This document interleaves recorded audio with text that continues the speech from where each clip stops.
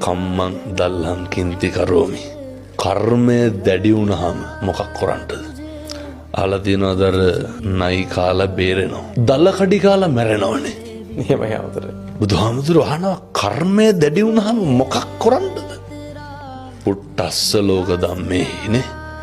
චිත්තං යස්සන කම්පති මේ ඉගෙන ගන්න ඕන එකක් මේක. එතකොට අපි කොහොමද ජීවත් වෙන්න ඕන? අකම්පිතව ජීවත් වෙන්න ඕන. මිනිස්සු ඉගෙන ගන්න ඕන පුරුදු වෙන්න ඕන. දැන් ඔය ප්‍රශංසාව කියන එක ඒ රේඛාවෙම අනිත් පැත්තේ තියෙන එකක් තමයි නින්දාව. එහෙමයි. ජීවිත අත්දැකීම් ඕන තරම් ඇති මං හිතන්නේ. එහෙමයි. මිනිස්සු අර අපේ ලොකු හාමුදුරුවෝ අපිට උගන්වන එකක් තමයි උන්වහන්සේලා මතක තියාගන්න ඕනේ වඳින අත් දෙකෙන්ම නෙමෙයිද මිනිස්සු බෙල්ල මිරිකන්නේ. වදින අත් දෙකෙන්ම. අර කියනවනේ අර පූජාසනේ ඔබ හිඳුවා ඔබට පුදන මේ ලෝකයමයි නේ. එහෙමයි.